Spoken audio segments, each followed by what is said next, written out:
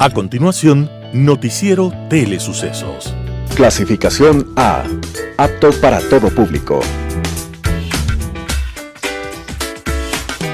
Un noticiero pensado para usted porque se lo merece. Nos acercamos a la realidad desde diferentes perspectivas. Noticiero Telesucesos. Primera parte del Noticiero Telesucesos con las noticias más importantes del día.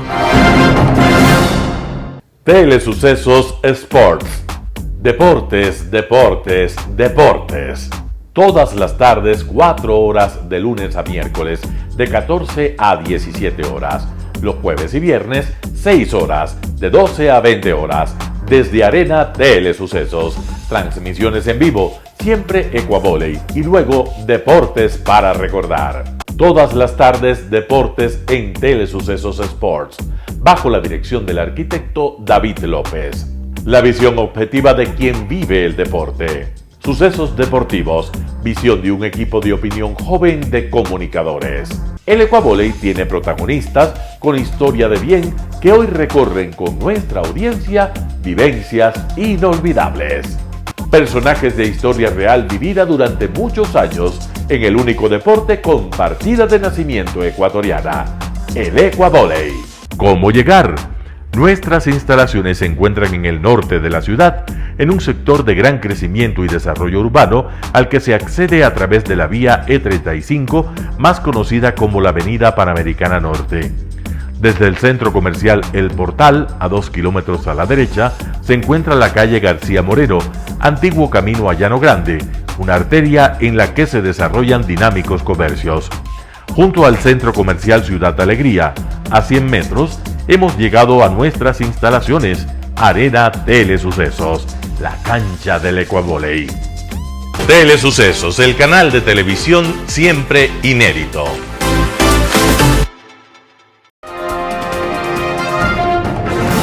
Un día como hoy. A mediados del siglo XIX, y recién llegada de Inglaterra, una jovencita se presentó en la Facultad de Medicina de Geneva College porque quería estudiar aquella carrera. Las autoridades la despidieron con burla y desprecio, pero la jovencita, que se llamaba Elizabeth Blackwell, no desmayó y presentó 12 veces más la solicitud para estudiar medicina. Al final, venciendo todas las resistencias, Elizabeth Blackwell se graduó con honores con las más altas notas y de manera merecida tenía su diploma de médico profesional. Pero nadie quiso contratarla. No la llamó ningún hospital, ninguna clínica le abrió sus puertas a pesar de ser la mejor egresada. Buscando otros horizontes, Elizabeth Blackwell viajó a Francia para ejercer, pero su título no fue aceptado. Y para poder sobrevivir, tuvo que estudiar para comadrona, y allí se graduó en esta segunda profesión. Tras varios años, Elizabeth Blackwell regresó a los Estados Unidos y por fin se decidió a colgar en la puerta de su casa una placa que decía: Elizabeth Blackwell,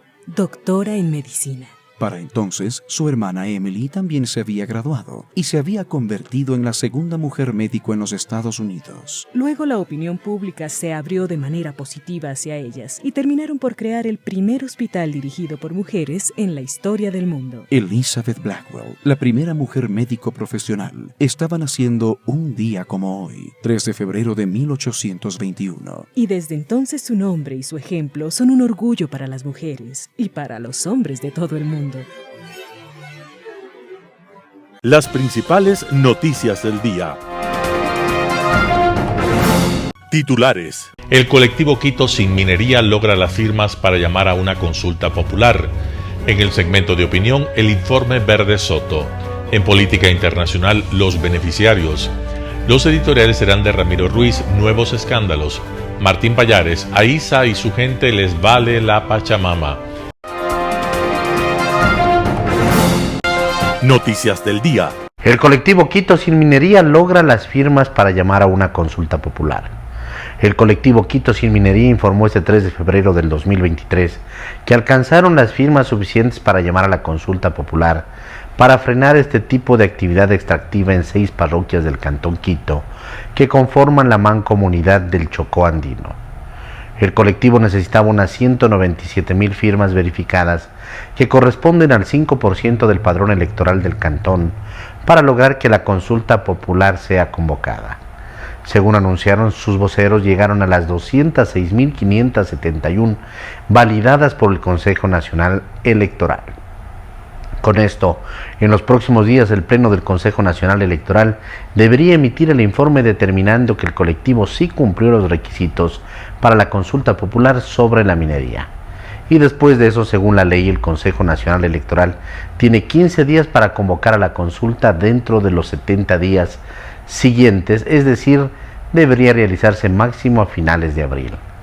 Teolinda Calle, procuradora del colectivo, explicó que la verificación de firmas fue un proceso difícil y largo, debido a que tuvo que hacerse 2 veces. Señaló que en una primera verificación no alcanzaron el número de firmas, porque el Consejo Nacional Electoral estaba usando el padrón del 2019, que dejaba por fuera a los jóvenes de entre 16 y 18 años que habían firmado para esta consulta popular. Sin embargo, dijo que lograron hacer que el Consejo Nacional Electoral use un padrón más actual y con eso alcanzaron las firmas requeridas para que la consulta vaya a las urnas. Entrevista del día. En Radio Sucesos, la mañana de este viernes, Marcela Estrella, ella es abogada especialista en Derecho Penal, habló sobre la investigación del caso Encuentro. Escuchemos lo que dijo. Y bueno, ¿qué comentarios tener respecto a este caso Encuentro, ahora que la Fiscalía pues abrió esta investigación? ¿Qué se puede esperar y qué consecuencias podría haber para el Ejecutivo? Yo pienso que el caso Encuentro ha desatado indiscutiblemente un grado de expectativa, si se quiere, a nivel generalizado, sobre todo por la calidad de información que se desprende precisamente de estas investigaciones que llevó a cabo el medio de comunicación La Posta. Más allá de que el día de hoy sea uno de los medios de comunicación ecuatorianos quien denuncie o quizá presente ante la Fiscalía presunciones sobre hechos que estén asociados a corrupción, yo me quedo con eso, con la información que nos permite inicialmente identificar personas que efectivamente estarían relacionadas con cargos que también pues tienen que ver con las contrataciones que se denuncian, ¿no? Contrataciones inusuales, patrones de corrupción en contratación pública que se vienen arrastrando desde regímenes anteriores. Lamentablemente se convierte quizá el tema un poco político, obviamente por el tipo de personas que están implicadas, pero yo veo positivo el hecho de que formalmente sea la Fiscalía como institución dueña de este tipo de acciones de investigación, quien ya esté precisamente liderando todas estas diligencias que van a permitir finalmente acreditar o desacreditar este ejercicio investigativo pues de 6 meses que se conoce. Ha permitido recabar una serie de documentos, datos, audios. Más allá de eso, digamos que se transforman en indicios para la Fiscalía. La obligación que tiene en este momento la fiscal general es precisamente de corroborar la veracidad de esta información, ver si es que es conducente, si es que es concordante, si es que existen otro tipo de elementos que a lo mejor el medio de comunicación no pudo tener acceso y que ahora, obviamente, al ser la Fiscalía la que requiere la información, sí va a poder conocerse. Y claro, estamos dentro de una etapa previa. Formalmente no hay un proceso penal, es decir, recuerden ustedes que el proceso penal tiene etapas, instancias, y la investigación previa viene a ser algo inicial, pero previo, ¿sí? Como su nombre mismo lo indica. En esta etapa, la fiscal debe recabar elementos, debe investigar, necesita evidenciar, si cabe el término, la existencia de un daño, la existencia de materialidad, más allá de lo que se pueda alegar en la investigación. Es decir, necesitamos ser contundentes con los elementos que se puedan ir recabando en el decurso de las investigaciones.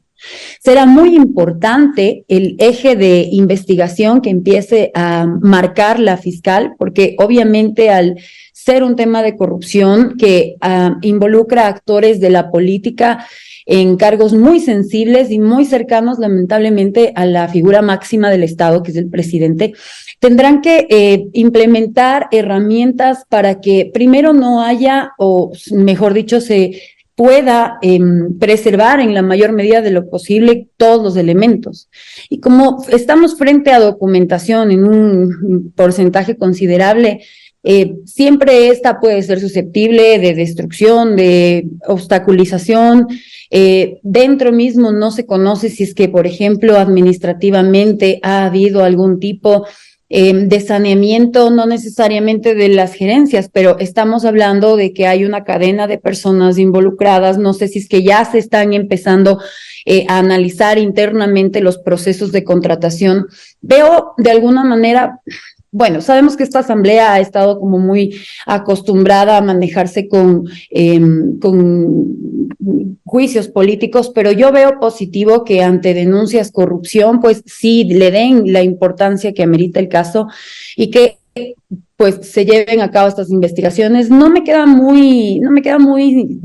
tengo mucha satisfacción en cuanto a la conformación de esta comisión que efectivamente en la asamblea empezó a sesionar días anteriores, los últimos días de enero. Y por el contrario, también me queda un poco la duda de la idoneidad de las personas que van a integrar la comisión y que van a estar liderando este tipo de investigaciones políticas, ¿no? Que finalmente la asamblea va a tener un pronunciamiento político. Pero adicionalmente también se conoce que la Contraloría ya habría iniciado procesos de auditoría y me parece que ya hay observaciones de algunos de los procesos. Entonces, claro, cuando la fiscal recibe o la Fiscalía General del Estado recibe una denuncia, lo que está recibiendo es una presunción. Lo que está recibiendo es una denuncia sobre un presunto hecho que posiblemente se pudo haber cometido y el objetivo es precisamente corroborar.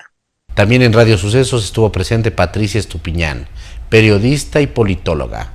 Nos va a hablar de las elecciones 2023. Escuchemos lo que dijo. Muchos elementos que analizar en estas elecciones del 5 de febrero y por eso hemos invitado a doña Patricia Estupiñán. Ella es periodista, politóloga, también directora editorial de revista Vistazo. Y bueno, ¿cómo no vamos los ecuatorianos a votar este 5 de febrero? Es la pregunta que hago de inicio. Son unas elecciones de demasiadas papeletas y eso genera confusión, más aún en electores que en un alto porcentaje están indecisos, que no conocen qué es lo que va a pasar, y con una campaña inocua, vacía de propuestas, banal, que se ha centrado en el TikTok y no en qué nos ofrecen estos personajes, tanto concejales como alcaldes, prefectos, que son las personas en realidad más cercanas a los ciudadanos, porque esos saben lo que pasa en mi barrio, en mi estado, y no tenemos respuestas. Es una campaña en donde se ha abusado de la necesidad de los demás, regalando cilindros de gas, haciendo fiestas con dineros que se saben que muchos provienen del narcotráfico. Entonces, sí es una campaña diferente, más mala de lo que hemos tenido. Peor, en nuestras campañas por lo general han sido malas, pero esta ha sido peor. Y los resultados por esa indecisión, en algunas áreas parece que están algo definidos, pero en otras no.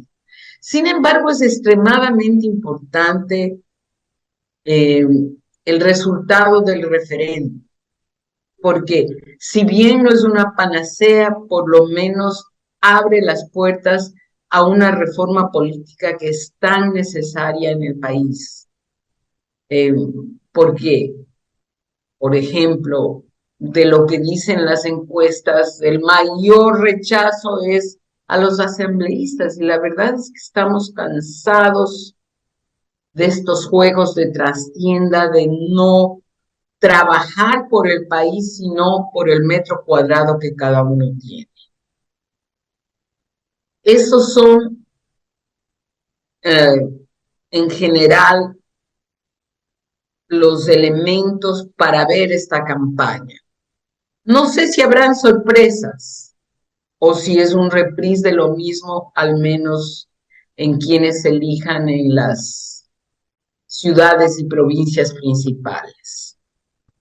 Ahora también lo que hemos tenido en estas elecciones es gran cantidad de candidatos. Esto quizás es un reprise de elecciones anteriores y también una campaña corta pero intensa en donde, bien lo menciona Patricia, ha sido, bueno, poco probable que muchos puedan expresar realmente sus planes, sus propuestas, y lo que se han dedicado es a hacer TikToks, a tratar de viralizarse, bailes, bueno, situaciones cómicas, que, bueno, eso sí puede llamar la atención a mucha gente, pero de propuestas no hay, Patricia, y eso es difícil porque ¿qué pasa con el otro lado, no? El lado del elector que tiene que elegir entre, bueno, tantos bailes, tantas cosas, pero propuestas, eso, el votante ecuatoriano no vota en base a propuestas.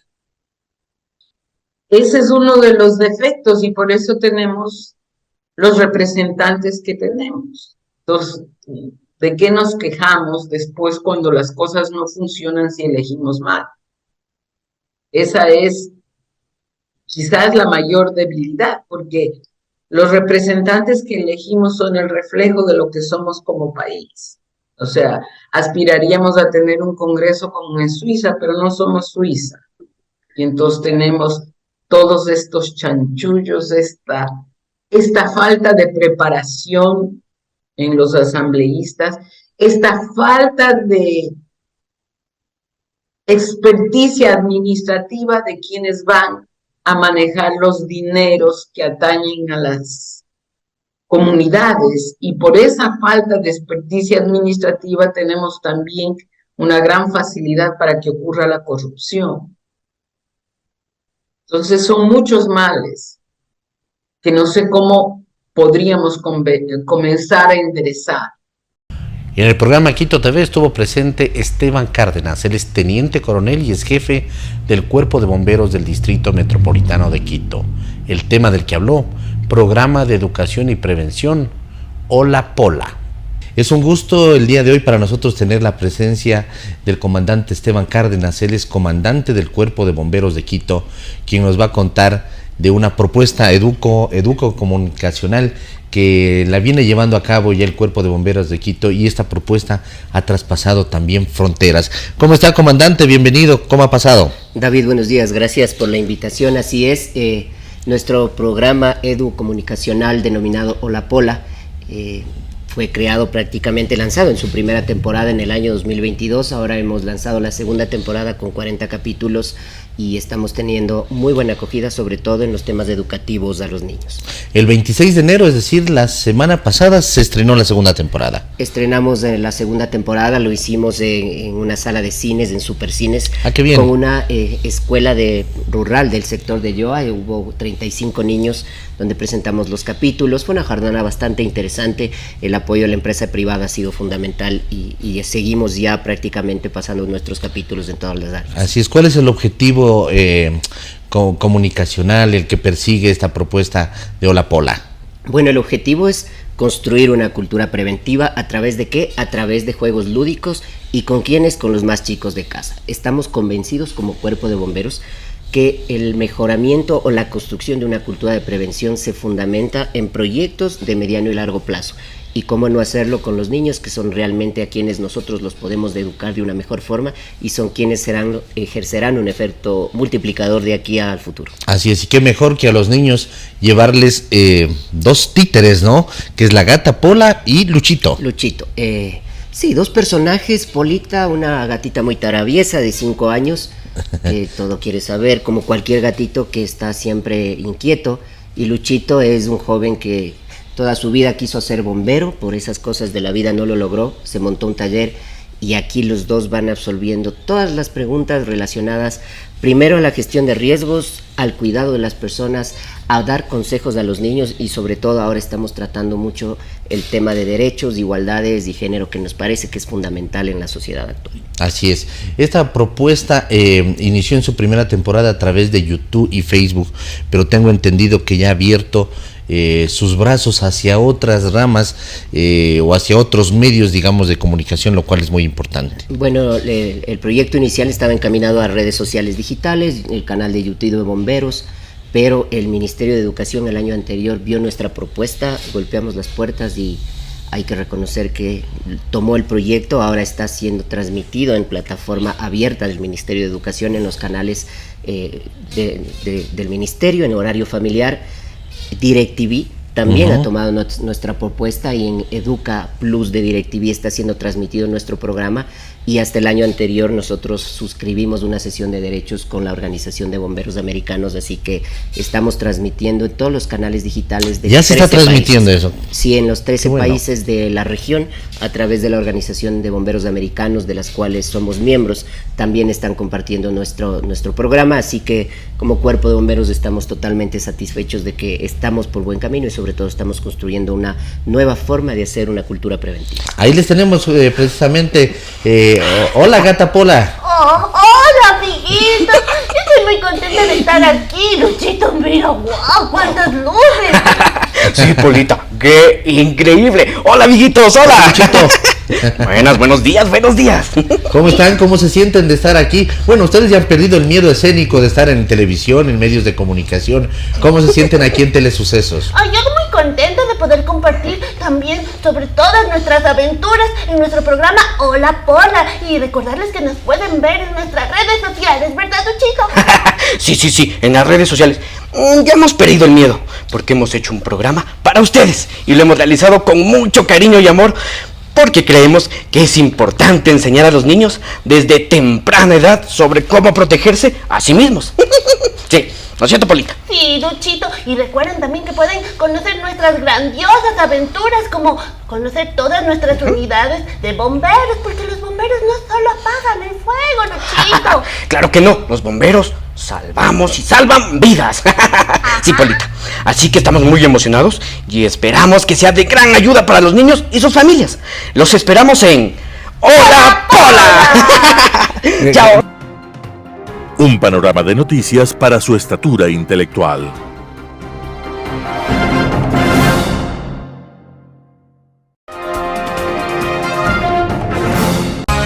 Poder Ciudadano, con el doctor Patricio Quijón.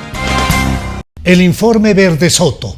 Luis Verdesoto Custode, secretario de Política Pública Anticorrupción, siempre tuvo el cuidado de explicar al país que su trabajo estaría encaminado al diseño de estrategias, concientización, aplicación de políticas de mitigación y alerta en instituciones públicas y áreas consideradas de alto riesgo, principalmente ligadas a negocios petroleros, eléctricos y mineros, así como a otras áreas como la aduanera y en general a la contratación pública.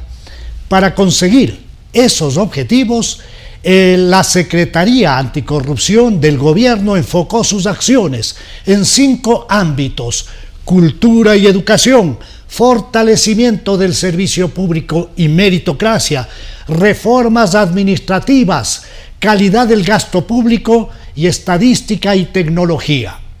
Como resultado de los escándalos provocados por las denuncias presentadas por el portal digital Aposta, el presidente de la República, Guillermo Lasso, con fecha 13 de enero del 2023, encargó a su secretario anticorrupción estudiar, investigar y formular un informe sobre los hechos denunciados y presentarlo el 23 de enero. Verdesoto cumplió con la disposición recibida y procedió a entregar al gobernante su primer informe sobre presuntas irregularidades denunciadas, que a la vez sería el último, ya que presentó su renuncia. El informe de Verdesoto Custode contiene un análisis cuidadosamente estructurado por niveles de información, recopilación y analizada, ejemplificada con casos de análisis articulados con hipótesis, prescinde de juicios de valor o de sugerencias de indagación penal, tras considerar con acierto que esos son campos de la Fiscalía y de los aparatos de justicia del Ecuador. El documento abarca elementos demoledores que revelan la existencia de verdaderas franquicias que supone la entrega del usufructo y control corrupto de empresas públicas, estableciendo con claridad en su primera hipótesis que la corrupción se materializa mediante retribuciones temporales programadas a favor del individuo o nivel directivo que adopte decisiones u operaciones corruptas. La retribución por franquicia, resalta Verde Soto, supone el pago de cuotas constantes pactadas con niveles gerenciales.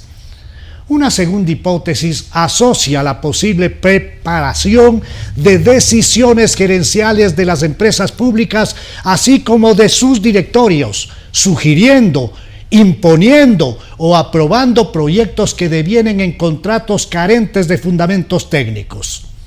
En una tercera hipótesis se desarrolla el direccionamiento que se haría con la preparación interesada de los términos de referencia de los contratos, provocando una competencia desleal y abiertamente ilícita dentro de procesos corruptos.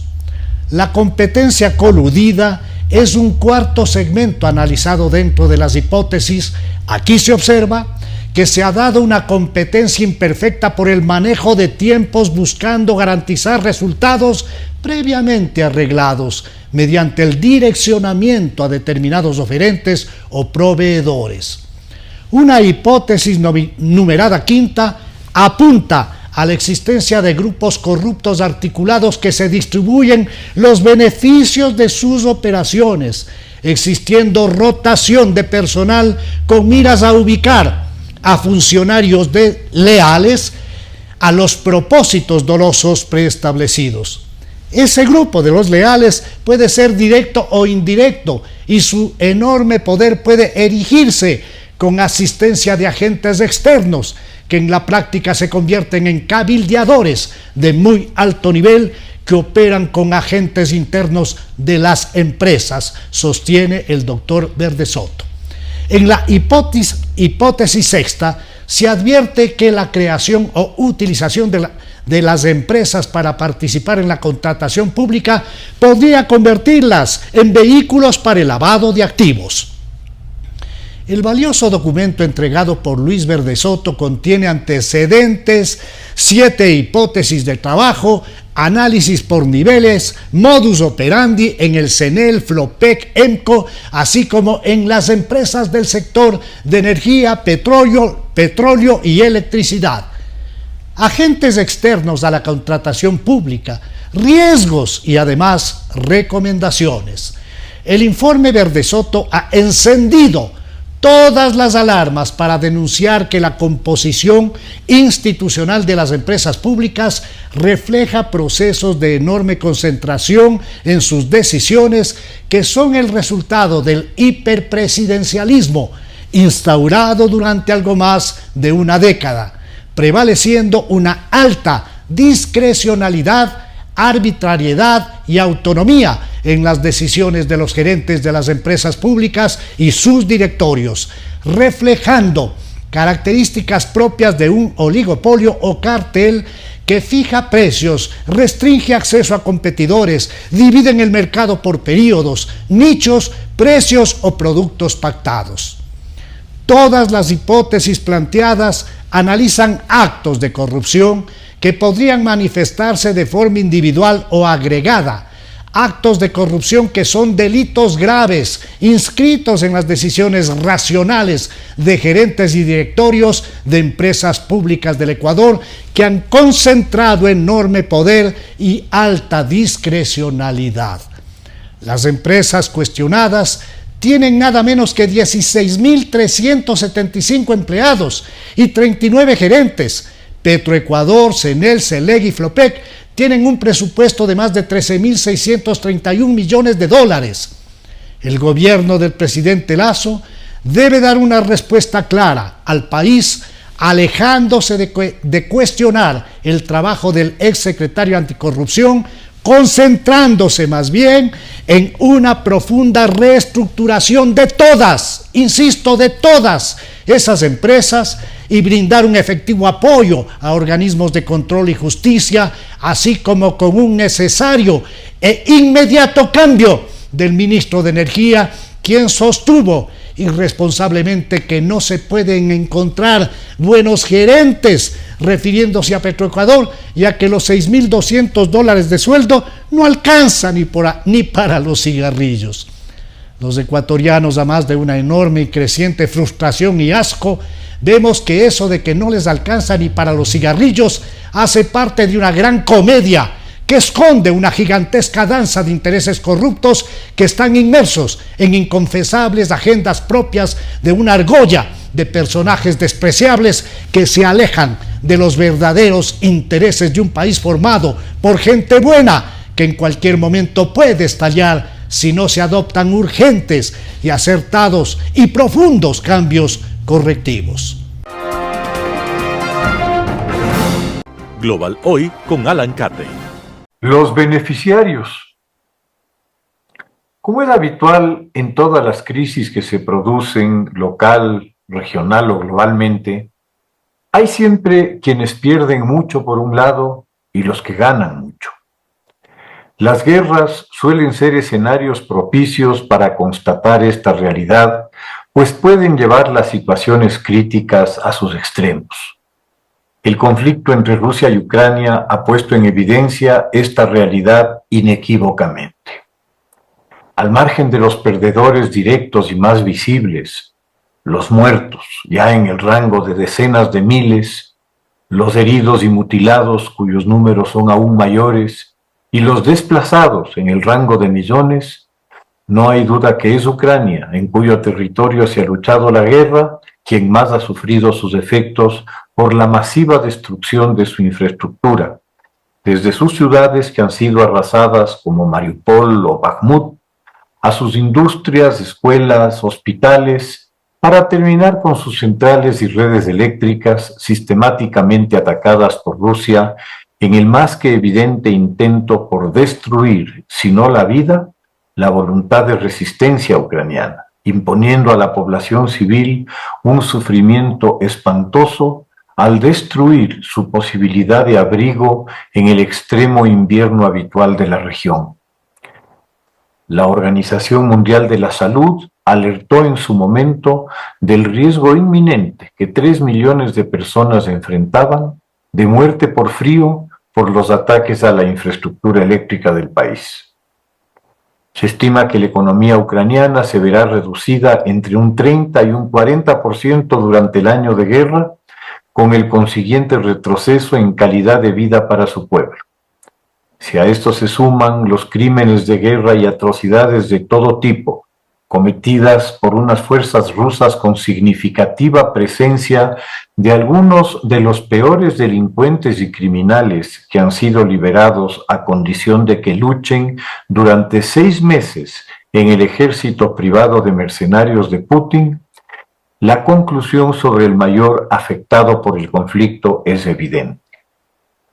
Paradójicamente, el segundo gran afectado es Rusia, tanto por las importantes pérdidas humanas entre sus soldados, como por el creciente autoritarismo y represión interna, en un retorno sombrío a la histórica asfixia de las libertades y derechos de sus ciudadanos, a quienes el terror estatal ha regresado a ese pasado de gulags y de policía secreta que por un momento se creyó podía ser superado.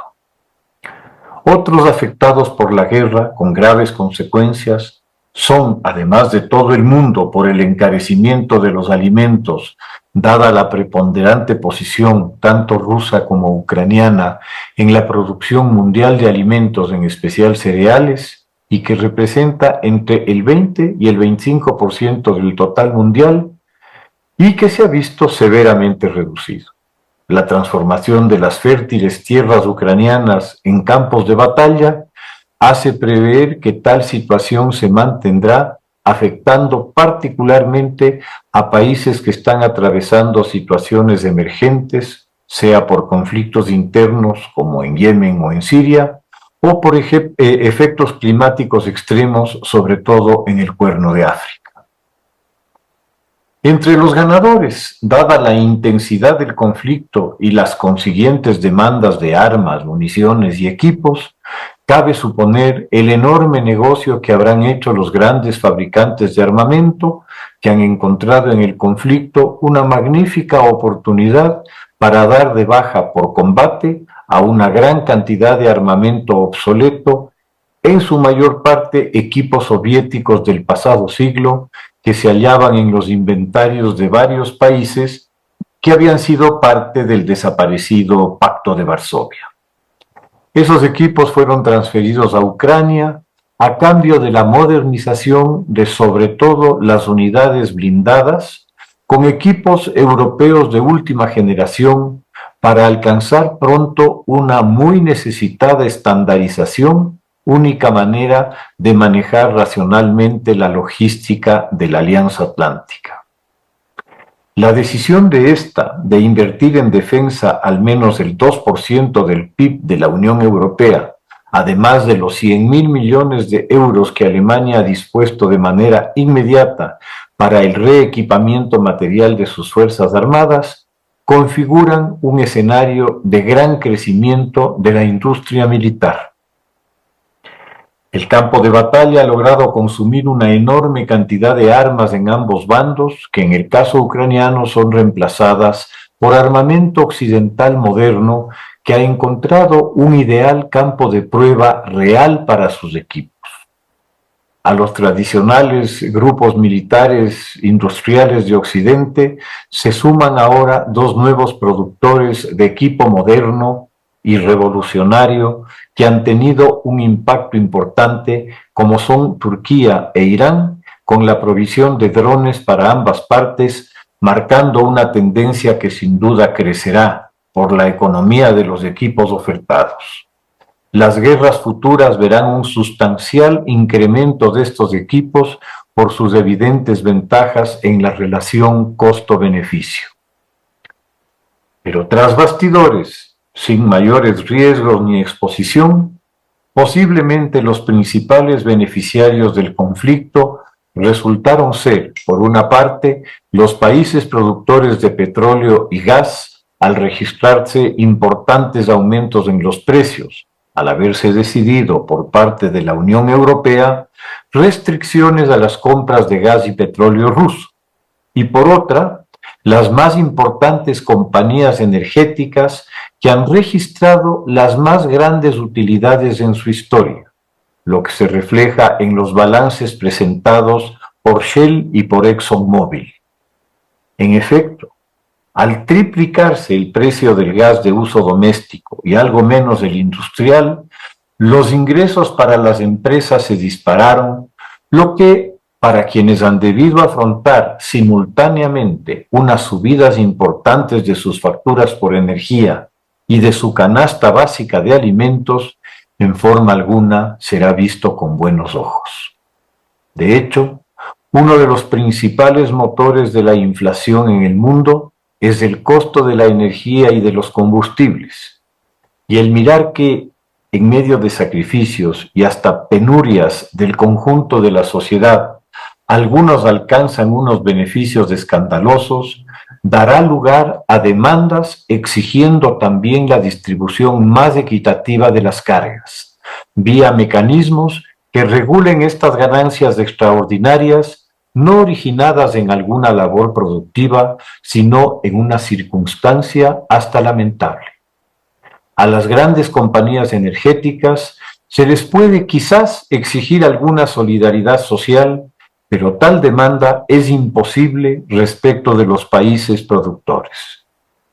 ¿Qué solidaridad cabe esperar de los jeques del Golfo, de la corona saudita o de los ayatolas, propietarios casi a título personal de los recursos de sus países? En los peores momentos de la crisis, nunca dudaron en apretar al máximo las tuercas y obtener para sí todos los beneficios posibles a sabiendas de las consecuencias causadas. Siempre es importante mirar el cuadro completo al momento de los juicios de valor. Muchas gracias. Editorial. Nuevos escándalos. Artículo de Ramiro Ruiz.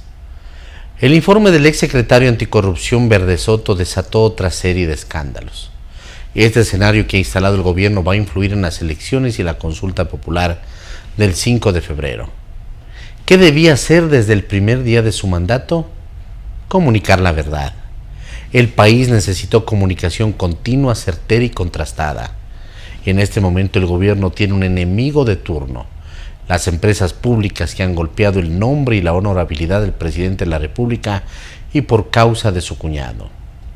No es suficiente afirmar que en el gobierno no existirá el puesto del cuñado. Viene entonces no solo dudas, sino cuestionamientos. ¿Por qué el gobierno central y los seccionales administran empresas públicas? Los gobernantes no son empresarios. La función de estas instituciones se ha distorsionado a través de las leyes que proporcionan propósitos ajenos. Debe existir otras formas inteligentes y eficientes para administrar el petróleo, los combustibles, la energía eléctrica, el agua. Para desgracia del país, las empresas públicas han servido para construir una red de corruptos. El gobierno actual no ha descubierto todavía un principio fundamental. Gobernar no obedece a ninguna ideología, sino en una lectura de la realidad. Y se comprueba la realidad cuando está a la vista que la riqueza se crea y su creación depende más de la empresa privada que del Estado.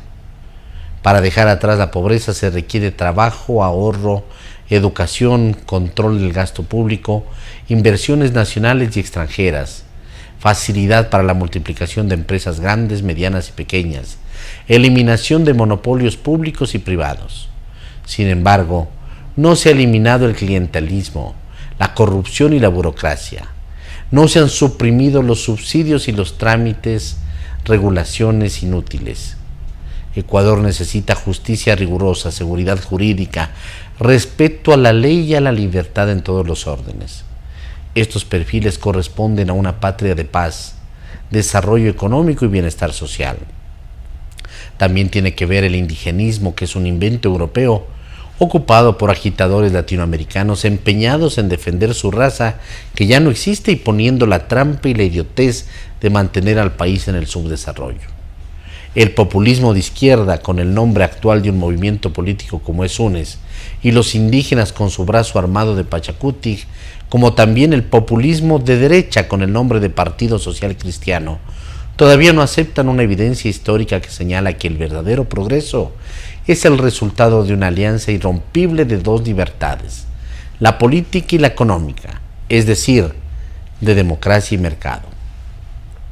El populismo cerril lucha por impedir a todos los gobiernos de turno que cumplan con la función que está amparada por la Constitución. Lástima que la actual carta política está hecha a la medida del populismo, con nombre conocido como es el socialismo del siglo XXI. Esta situación paraliza y lo seguirá deteniendo la gestión del gobierno. Mientras no existe un ambiente democrático donde la Constitución respeta los poderes del Estado y las libertades, y más todavía, mientras no aprendamos todos a cumplir la ley, el crimen organizado, la corrupción, los servicios mediocres de salud y educación, el país seguirá sin control, sin seguridad, con los escándalos de corrupción y la ociosidad mental de la Asamblea. A pesar de la gestión económica exitosa del gobierno, la defensa de la democracia queda opacada por estos hechos producidos por el populismo. En las elecciones del próximo 5 de febrero de la era del Señor, las dos manos del populismo trabajaron para ganar las alcaldías y prefecturas con varios candidatos por un mismo puesto. Por supuesto, se cubrieron con banderas de diferentes partidos, pero sin duda alguna candidatos populistas y algunos con grillete. Guillermo Lasso y su gobierno debe enfrentar con coraje al populismo que combina el autoritarismo y el desprecio por las reglas de juego del Estado de Derecho, con la creación de grandes clientelas que manejan la política desestabilizadora desde las dependencias del gobierno y las cárceles. Artículo de Ramiro Ruiz. A Isa y su gente les vale la Pachamama. Martín Pallares, 4 Pelagatos.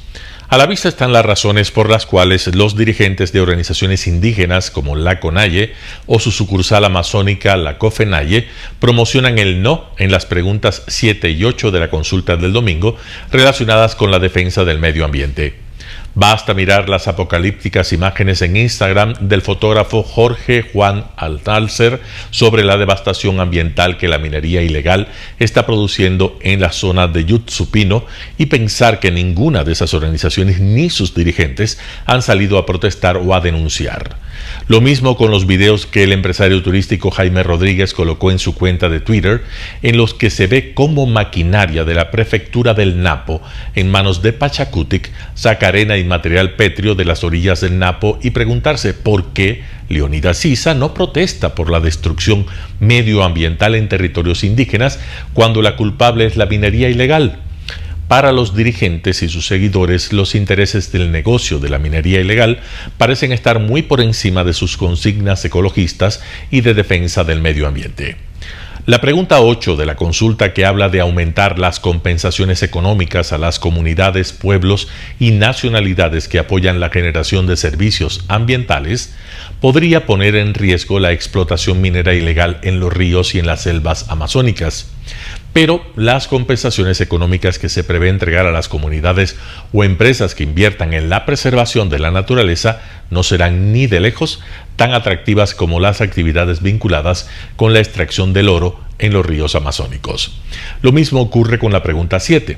Si el ciudadano está de acuerdo con que se incorpore un subsistema de protección hídrica al Sistema Nacional de Áreas Protegidas. Es evidente, como se ha visto, que cuando se trata de minería ilegal en la Amazonía, la CONAIE y la COFENAIE guardan el silencio de los muertos. ¿Dónde están los guardias indígenas que Leonidas Issa, presidente de la CONAIE, dijo que iban a impedir el ingreso de militares y policías a zonas de conflicto con las mineras? No existen para estos casos de visible devastación ambiental. Tampoco las autoridades locales, como prefectos o alcaldes, ni los asambleístas provinciales, ni los líderes más importantes de la organización indígena. Ninguno ha convertido esa destrucción masiva de sus ecosistemas en un tema de su agenda. ¿Cuándo se ha escuchado que la destrucción del río Napo o del bellísimo Arajuno, ahora lleno de mercurio, es un tema para la Asamblea Nacional como fue el bizcocho o un albergue para perros abandonados en Manabí?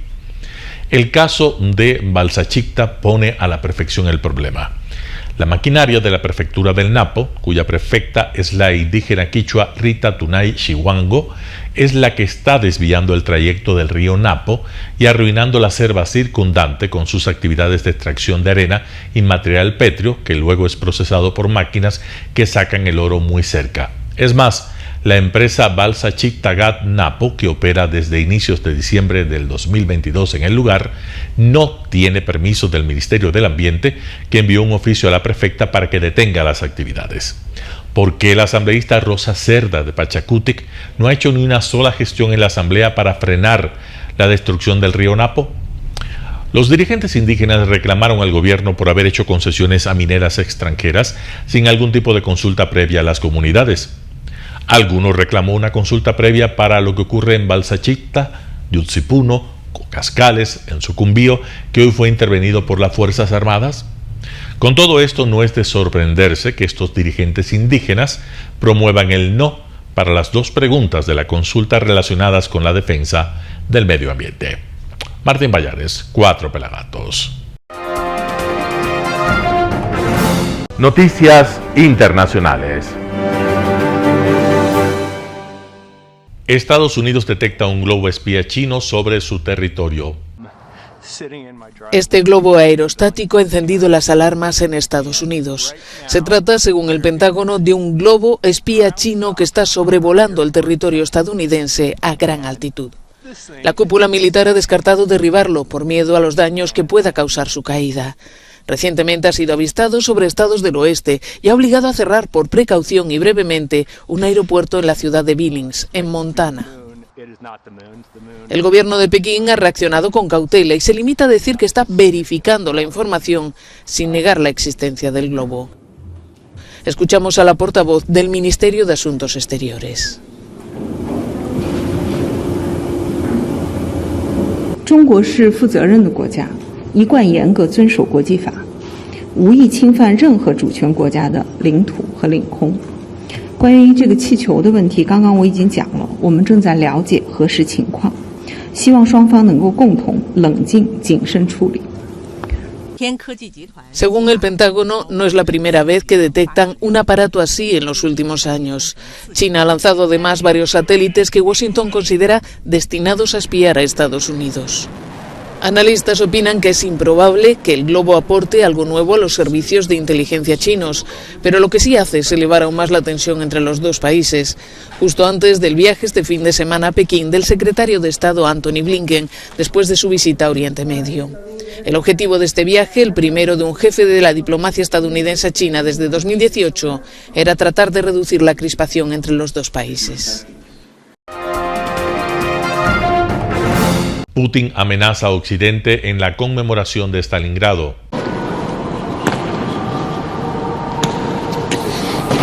Putin vuelve a amenazar a Occidente. El presidente ruso ha asegurado durante la conmemoración de la batalla de Stalingrado que la respuesta de Rusia no se limitará al uso de tanques en referencia al envío de blindados Leopard alemanes a Ucrania por parte de algunos socios occidentales.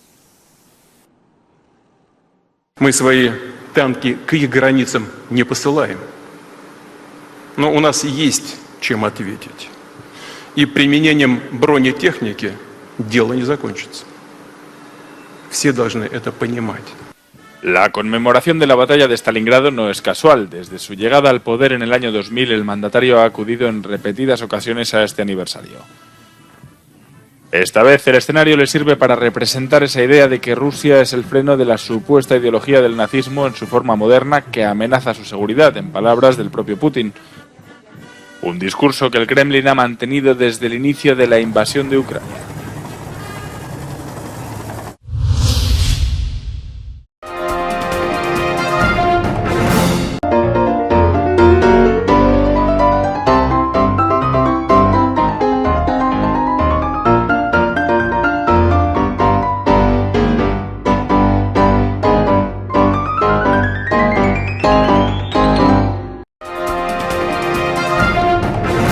En Arena Telesucesos, aparte del atractivo de los eventos deportivos que transmitimos con nuestra señal a los televisores de su hogar, también entregamos muchos de los valores que encierra el deporte y en especial privilegiamos nuestra identidad nacional en el ecuavoli, jerarquizando su presencia como el deporte con partida de nacimiento en nuestro país. Telesucesos no solo entrega en su programación de deportes un espectáculo, sino que impulsa, privilegia y exige a quienes participan que sean parte de los valores y méritos que el deporte encierra: esfuerzo, superación, perseverancia, respeto, solidaridad, compañerismo, disciplina, puntualidad, sana competencia, honradez en la cancha y fuera de ella. La práctica deportiva siempre generará beneficios positivos para su cuerpo y entregará salud estable, pero refuerza además la identidad personal y premia siempre el éxito conseguido. Estamos entregando a nuestra ciudad con Arena Telesucesos un esfuerzo más de un medio que es fiel a su identidad y que a través de sus contenidos de salud, cultura, opinión calificada y ahora deportes, pretende difundir lo que, aparte del entretenimiento, requiere nuestra gente. Lo hasta ahora realizado está hecho con mucho esfuerzo, pasión y el entusiasmo de nuestra parte, de nuestros empleados, trabajadores y pequeños empresarios que creen en nuestras motivaciones. Hemos dado los primeros pasos para este proyecto que seguiremos haciéndolo gracias a ustedes.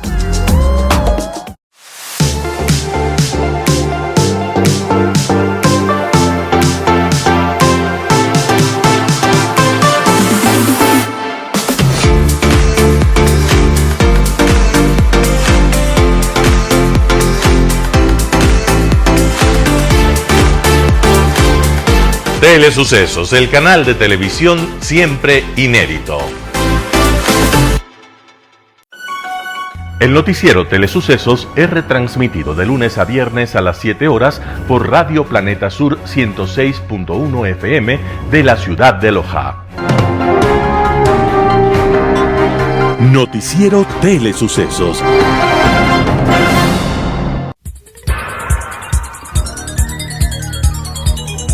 Las opiniones vertidas en este espacio por la producción y dirección del programa son de exclusiva responsabilidad de sus autores y de quienes intervienen en ellos.